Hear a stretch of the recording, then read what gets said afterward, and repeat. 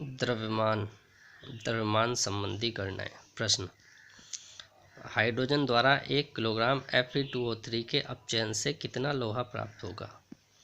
Fe2O3 का अपचयन का समीकरण। जब भी किसी तत्व की अपचयन कराते हैं तब उसकी हाइड्रोजन के साथ अभिक्रिया करानी पड़ती है। Fe2O3 plus H2 Fe plus 3H2 संतुलित करने पर यहाँ 3 से गुना करेंगे और यहाँ पर 2 से गुना करेंगे। यहाँ इसके पहले Fe2O3 के पहले कोई भी गिनती नहीं है तो इसके माने जाएंगे 1 मोल। Fe के पहले 2 गिनती है तो इसके होंगे 2 मोल। हमें केवल अपचयन Fe2O3 का अपचयन कराना और इससे लोहा प्राप्त करना। तो Fe2O3 और इन दोनों से के मोलों को देखना है। अब निकालते हैं Fe2O3 का मोलर द्रव्यमान। तो 2, ये वाला 2 ऐसे ही, Fe की द्रव्यमान संख्या 56 प्लस 3 ये वाला, ऑक्सीजन की द्रव्यमान संख्या 16, गुणा करके जोड़ लेंगे 160 आ जाएगा। ऐसे ही 2 मोल है इसके तो 2 गुणा Fe की द्रव्यमान संख्या 56 तो ये आ जाता है 112। अब हमें निकालना है इसमें Fe2O3 की मात्रा निकालनी है, कितना Fe2O3 हमें प्रयोग करना है।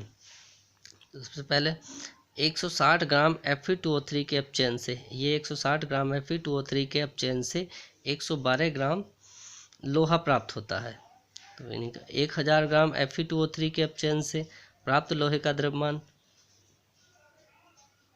तो पहले हम इसके लिए 1 किलो निकाल लेंगे तो ये आ जाएगा 1 ग्राम Fe2O3 के अपचयन से प्राप्त लोहे का द्रव्यमान 112 और ये 160 बटे में आ जाएगा। फिर निकालेंगे 1000 ग्राम Fe2O3 के अपचयन से प्राप्त लोहे का, तो 112 ऊपर रहेगा, 160 नीचे आ जाएगा और 1000 से गुणा करके हल करके आंसर आ जाएगा 700 ग्राम। तो हम 700 ग्राम Fe2O3 के अपचयन करेंगे तो लोहा प्राप्त होगा। लोहे कितना Fe2O3, 1 किलोग्राम Fe2O3, यहाँ पर लिखा था 1 किलोग्राम। 1 किलोग्राम का मतलब होता है 1000 ग्राम, तो लोहे का द्रव्यमान आ जाता है 700 ग्राम। 1 किलोग्राम लोहे का, 1 किलोग्राम लोहे को अपचयन करने पर हमें 700 ग्राम Fe प्राप्त होगा। अगला प्रश्न,